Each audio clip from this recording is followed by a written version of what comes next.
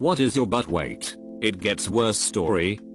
When we had to put down our family dog of 12 years, and on the drive home, my parents told my brother and I that they were separating. At 14 months old, my son was diagnosed with brain cancer. At 4 years old it recurred. At 4.5 years old, the cancer grew during his stem cell transplant. At 4.5 years old, I was told to take him home and make him comfortable until he died. At 4.7 years old, a surgeon took his case and found he had a second form of brain cancer. 4 months later, my ex-wife told me she was tricking her prayer partner because I gave my son cancer. Walked in on my ex having sex with a girl and a guy, but wait, it gets worse. Told her it was time for her to move. 3 days later she shows up to get her stuff and smashes me in the face with a table lamp. Police show up and arrest me, but wait, it gets worse. Sitting in the cell for a few hours, then 2 detectives come and take me to an interrogation room. They have my pistol sitting on the table along with ammo and a few knives. Okay, no big deal, but wait, it gets worse. One of the detectives leaves, comes back a minute later, and slams a sawed-off shotgun onto the table. WTF. Apparently her new beau had hidden it in the furnace room. Took 7 years and cost about $10,000 and lawyer's fees to get my record cleared, but wait, it gets worse. Bish gave me HPV. Got rear-ended by a truck. Pulled over to check my trunk on a hilly street. A car parked behind me rolled downhill and crushed me between it and my newly messed up trunk. Suffered some cracked ribs. So I found out I had a huge tumor on my ovary. It was growing hair. Then I got surgery to remove it, and they found out I had stage 4 endometriosis, which would severely impact future fertility. Then I go home in extreme pain. I go to the ER that night because I'm doubled over and screaming in pain. The ER tells me it's residual gas from the laparoscopy. So then I sit on my recliner for 3 days crying out in pain and vomiting every single thing I try to ingest. Not farting or belching at all, like you need to do after a laparoscopy to get rid of the excess gas used to inflate the area they work on. Then I have enough and get my husband to take me to a different hospital. They do a scan with contrast dye. Boy, was that difficult to keep down long enough for the scan, and they find out that I'm bleeding internally and leaking poo into my abdominal cavity. Then I get taken in for emergency surgery. Before the surgery I'm informed that there is also a huge tumor in the middle of my right ovary and would have to have it out. I could either do it then or at a later date. I opt to do it then. I wake up from the surgery after 4 days in a medically induced coma in a different hospital in the ICU. I'm intubated and have a nasogastric tube. I panic and I see a nurse in the hall, but can't get her attention. I undo my restraint on my left hand and yank out the tubes. You can rip out your vocal cords by doing that. Luckily I didn't, and yell for help. Then I proceed to spend weeks in the hospital recovering, eating nothing but soup broth. I eventually get upgraded to ensure I get MRSA in the surgical wound, and it takes a few rounds of very strong antibiotics to contend with it. A bunch of my hair falls out. I go home and can't bathe for a few weeks because the incision is still pretty much open. They didn't stitch the skin together. I have to have a home health nurse visit me every day to clean the wounds. It takes about a year to heal. I keep getting recurring MRSA infections in the top of the incision site inside of my belly button. Whenever the MRSA comes back, my belly button oozes a ton of pus and blood and forms a giant, painful boil. It's been 2 years and this crap is still happening. I posted this a long time ago, but here it is again. I was working for a large hotel chain in London for a few weeks, shooting interiors/exteriors for their brochures, and I'd end up going from hotel to hotel meeting manager/assistants who would take me round the hotel all day while I took my photos, knowing full well that no one works in a hotel without acquiring some pretty amazing stories. I would interrogate each one for their most outrageous tales. I got to hear a bunch of stories that ranged from fascinating to dull. The orgies, the famous faces cheating on their spouses, the occasional slaughtered goat in the bath, incredibly more common than you might think, and the time that the cast of Friends stayed at the hotel while they were filming those episodes in London. One story rose above the rest. A gentleman, alone in his suite, Woke up in the middle of the night with a dire need to unload his bowels. I mean a really desperate need. To the point that he must have woken up in a panic as he jumped out of bed, but naked, bolted for the bathroom door and burst inside. Except he didn't. In his tired state, and no doubt thanks to his unfamiliarity with the hotel room, he bolted for the front door of the room by mistake and let the door shut behind him. Now this man, who both, let's not forget, feels an agonizing rumbling in his intestines and is as naked as the day he was born, suddenly finds himself in the corridor and panics. Understandably, his desire to crap is so strong that it overwhelms any other thought going through his head. He must poop. He starts banging like a maniac on a neighboring door, hoping someone will answer, and eventually, someone does. A man opens up the door, probably assuming that a fire has started in the hotel and he's being woken up for an emergency evacuation. And in a sense, he's half right. Our naked hero bursts into the room, pushing past the confused and bewildered occupant, apologizing along the way, and makes a break for the bathroom. But no, he doesn't make it. Halfway there, his sphincter gives in to the pressure and he unloads a spray of effluent across the floor of the stranger. Some of the foulest smelling waste imaginable is dumped all over the place in a mottled line, leading to the toilet. The room's original occupant, who was up until this point standing scared, bewildered and confused by the door still, immediately vomited. To his credit, the digestively challenged man did make it to the sitting position in the bathroom, and sat there, crying and apologizing to the vomiting man and eventually the hotel staff, for a full 10 minutes, while his gut punished him for some earlier indiscretion.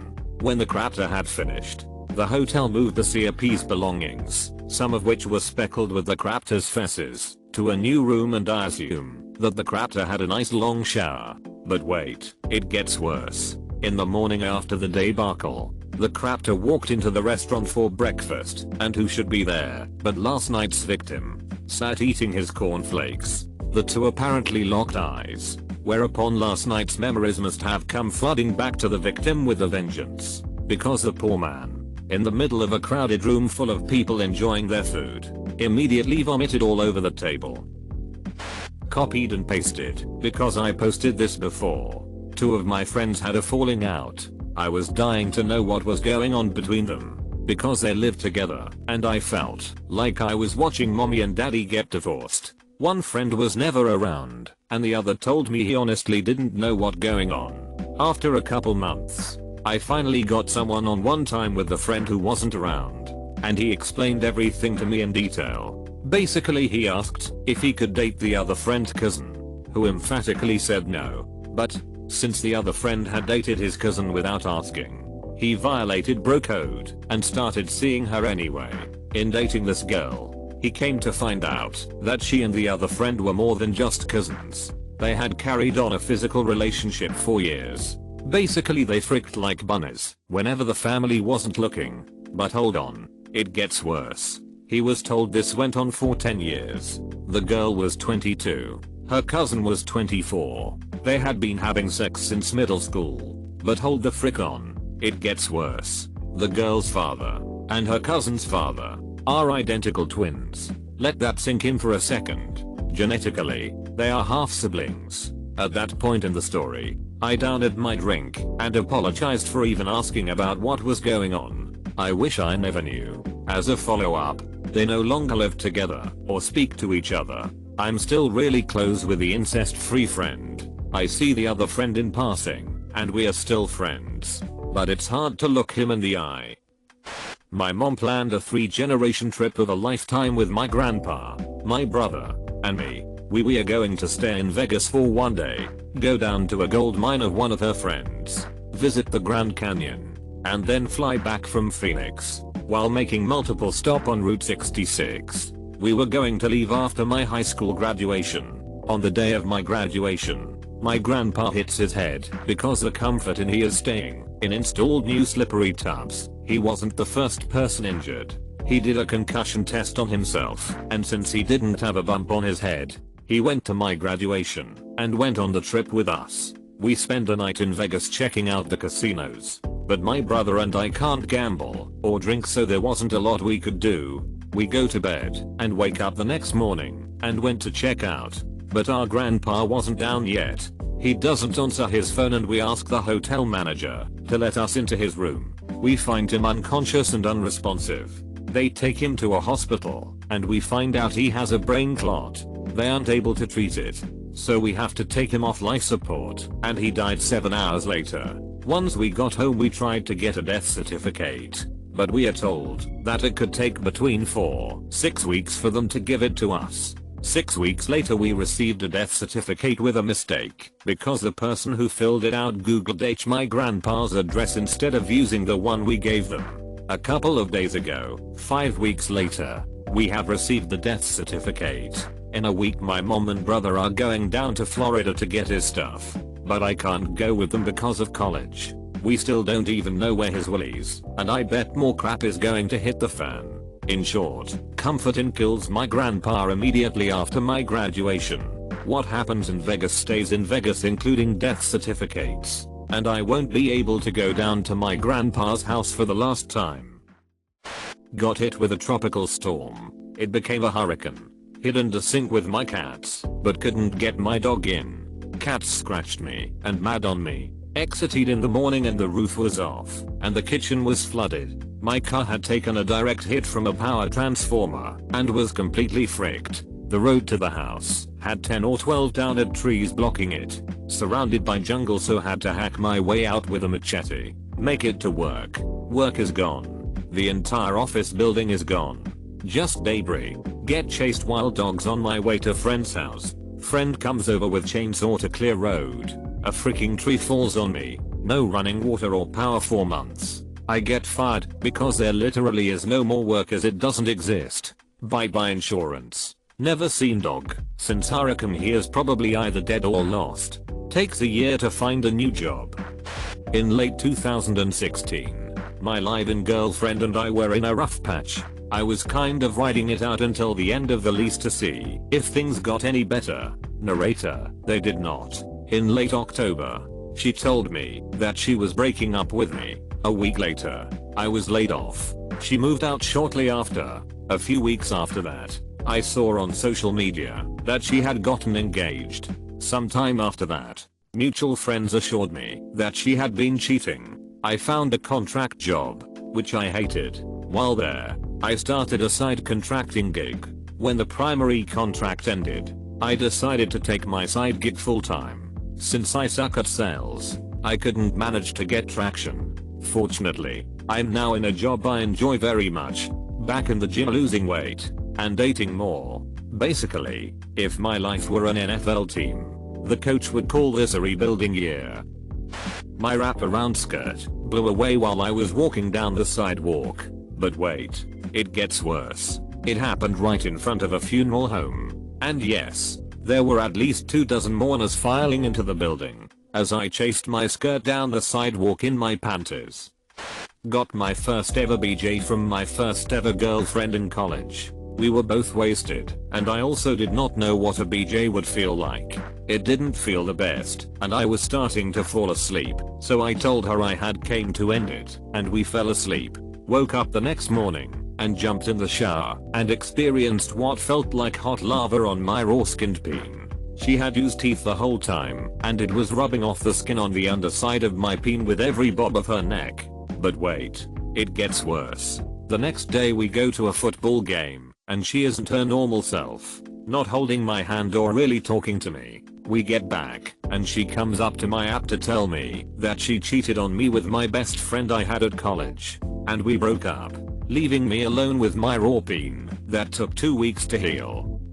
This is just this year alone. My mother died in her sleep. I found her, had to move out of the home I lived in for 11 years. My brother and his GF stole a lot of my things. Found out both my cats have lung cancer. Can't have my cats because of where I live. My job changed shifts. I still have a job, just had to take a pay cut, and it's even more stressful. My BF got really sick. My brother, not the one that stole my stuff, almost died. I've been sick and have a lump behind my ear. Do not have medical insurance. One of my cats died today. Got out of the Navy. Decided to go to college. Met a girl. Liked the girl. It's close to my birthday 2 years later. Cross road to meet my dad. He was passing through town for work and dropped off my present. Get mashed by unsav while on foot. My head breaks off his mirror. Crush the windshield. Total the car. It gets worse. They shave the side of my head with a scalpel so they can staple my skin flat back to my skull. 2 weeks later. Hobble back into my apartment. CGF blowing guy on my bed. Heartbreak. Anger. Pain. I'm a Sith Lord by now. Should have stayed in the freaking Navy. Too crippled to re-enlist. Thanks God. I was at a country concert in the middle of June and was dancing with some friends and all of a sudden they disappeared. I was pretty wasted. As I'm leaving to go find them, this girl grabs my hand and we start dancing. One thing leads to another and we started making out until at one point she pulls away and says I don't think my boyfriend would like this. I tell her I'm going to grab a drink to get away and she grabs my hand and says she'll come with me. Here's where it gets worse. I run into a customer from the store I work at and start chatting with him. The girl with me starts chatting with the customer's girlfriend. All of a sudden I hear her tell the customer's girlfriend, yeah, it's my birthday in September. I turn 18 inches. Noped out of there so fast. Went on date with girl. She did not look like her picture. Okay, whatever. But then she yells at me for telling her Canada has provinces, not providences, and insists they're the same. I'm from Canada. Then she freaks out because she realizes I work for the same company as her boyfriend, who she did not mention to me, which would have been fine if he was into open relationships, but she hadn't told him yet. Then she tells me the problem with my company is that keep hiring all these damn immigrants to come take our jobs. I'm an immigrant just hired by said company. I stare blankly at her, waiting for her to clue in. She says I mean no offense. I don't.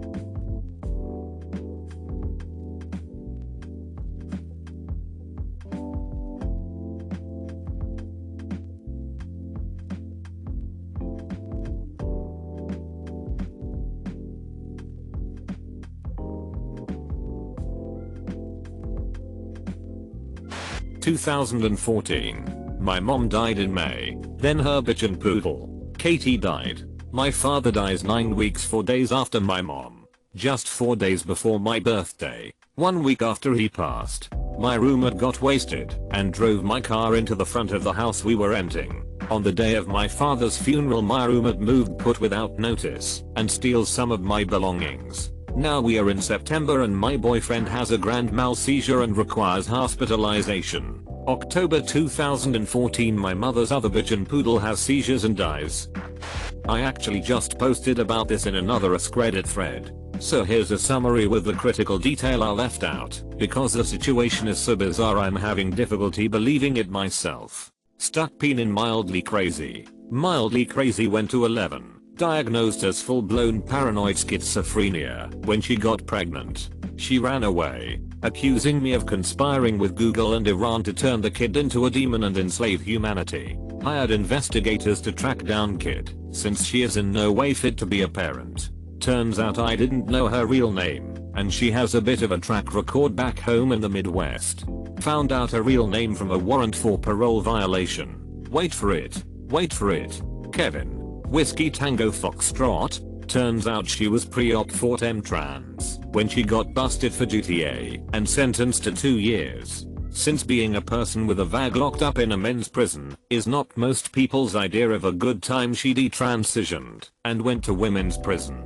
She violated parole pretty much as soon as she got out, running to Virginia where she met me. So I thought I knocked up a mentally ill but basically decent person, and it turns out she's a felon on the run and has a history of meth use. Also, she might never have been pregnant, but I need to know for sure before I stop looking.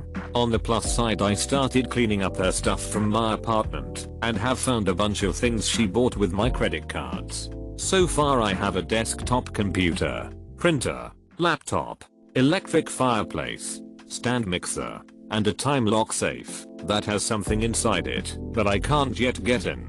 Also a vibrating strap-on toy. My buddy with the wire EDM machine is going to break into it this weekend. The safe, not the toy.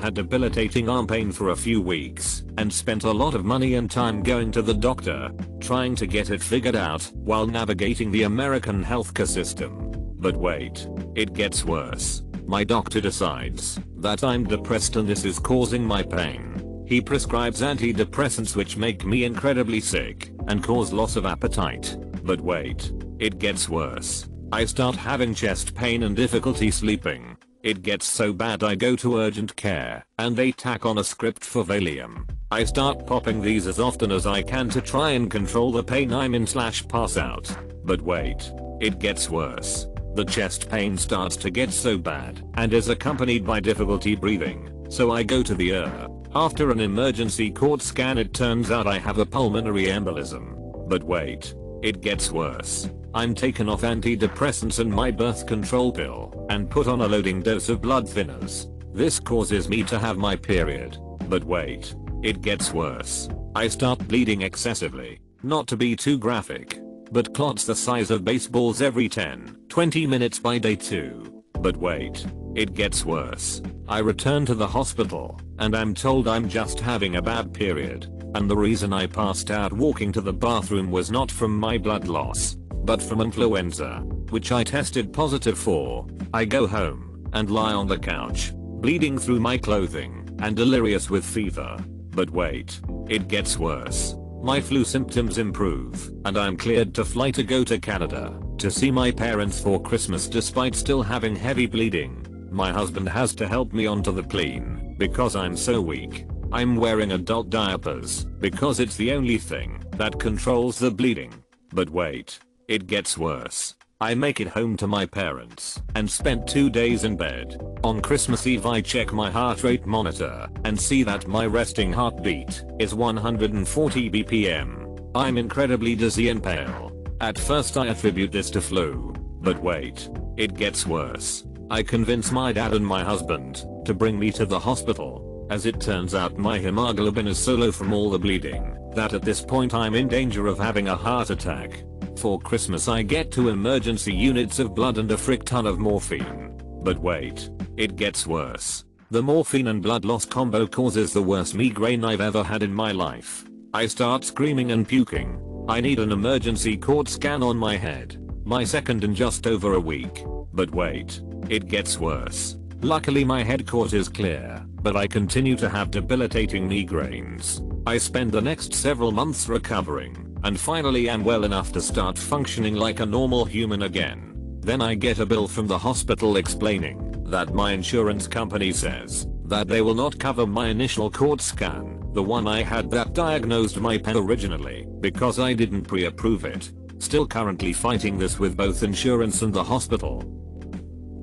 Lost my house and both cars with my girlfriend to Hurricane Florence. We were renting. It flooded. Girlfriend loses job. I luckily work from home. But it gets worse. Had $65 renter's insurance that didn't cover flooding because we weren't in the flood zone. Swayed us into being okay. FEMA only gives a $1,000. Lost everything. Barely scratches the surface of just trying to relocate. Displaced to a 8x8 room with a friend with girlfriend and our 2 dogs. We were originally in North Carolina, now in Virginia Beach. Have to keep driving back and forth to NC on a rental car. Been doing this almost a month now. Didn't know anyone I could stay with in NC and the shelter made it impossible for me to continue to work from home, so we had to find friends here. Our lease has been terminated, but owners want to keep the security deposit. They want to fight us in court for this money we desperately need. Even started demoing the house as we were still trying to get whatever stuff survived out. 2 days ago as of today, girlfriend ends our 4-year relationship. Perfect timing, right? Losing her and my 2 dogs. Can't really figure out why, I'll probably find out soon. Virginia Beach is about to get hit by the next Hurricane Michael. Looks to be only a tropical storm by the time it gets here. I will keep this updated if it gets much worse. It hasn't stopped. I can finally post this. OMG. Buckle your seatbelts. Grab a plate. I'm a hostess at a really fancy restaurant. There's this one old couple who are kind of regulars. Super stinking rich. We'll call them Mr. and Mrs. Green.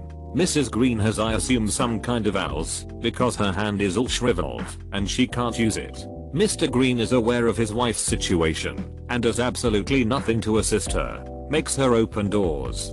Doesn't pull out her chair for her. Doesn't cut her food, etc. It's almost as if she's one-handed because tasks are difficult for her. One night they come in to eat. Usually Mr. Green is very rude and demands a table that's already been reserved and makes a huge hassle. But tonight, he was behaved. I seat them at their table, pull out the chair for Mrs. Green, and a huge smile appears on her face. She gives me the biggest thank you ever. It's as if that's the nicest thing that's ever been done for her.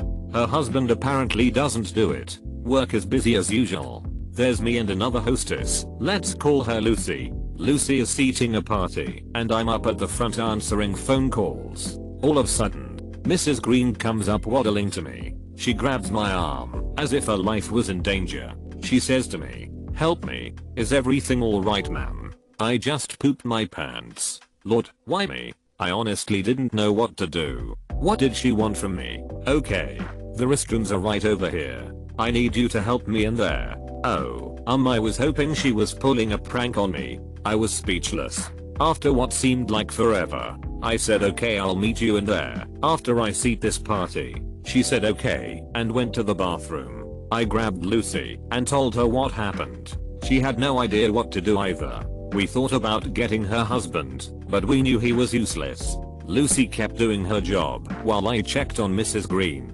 I went to the bathroom and there is Mrs. Green in an open stall on the toilet. I looked away and asked, "UHH, is there anything I can do for you? Can you get me a plastic bag for my underwear?" Phew. I thought she was gonna ask me to wipe her or something. I went and got her a plastic bag. After I handed it to her I asked, "Is there anything else I can do for you?" "Yes, watch the door cause I'm gonna come out and wash myself in the sink." "It's okay, ma'am, I can just hand you wet paper towels." "No, I need the sink." Jesus. Joseph and Mary. I go out and watch the door. Thankfully, nobody came by. I went back into the bathroom and asked, "Are you gonna be okay?" "No, I need help pulling up my pants." F and that. I literally held my breath and braced for the worst. Everything seemed going fine until the very last second where I accidentally touched her ass. I scalded my hand like there was no tomorrow. I helped her back to her table and pulled out her seat again. She leans over to her husband and says, "Honey, we have to go. I just pooped my pants." You know what Mr. Green said? "We are not leaving. This is a nice restaurant and I want to finish my dinner." My heart sank. I wanted to scream. There was nothing else I could do though. I go back to my hostessing duties and tell Lucy everything. After a little while later, the Greens are leaving. Mrs. Green is just mere steps from the door when she stops and says, "Oh, not again." She pooped her pants again. This time both me and Lucy help her to the bathroom. I'm not doing this crap again. Literally. This time Lucy helped her in the stall. If you recall, Mrs. Green already soiled her underpants, so she was wearing just regular pants now and now everything is ruined. There was literally nothing we could do. When Mrs. Green comes out of the stall, Tears are streaming down her face from embarrassment. I felt awful. We walk her out to the front of the restaurant where Mr. Green is waiting for her. Not happy. He groans and opens the door so fast that he almost hits Mrs. Green. We decided to walk her to her car. That was the worst work experience of my life. Wait, it gets worse. The Greens still come back every now and then. Mrs. Green doesn't even remember me. She came up to me another day and said, "I'm sorry dear, but I need some help in the restroom." Yes, this is my life. I told management of this problem and they didn't seem to care.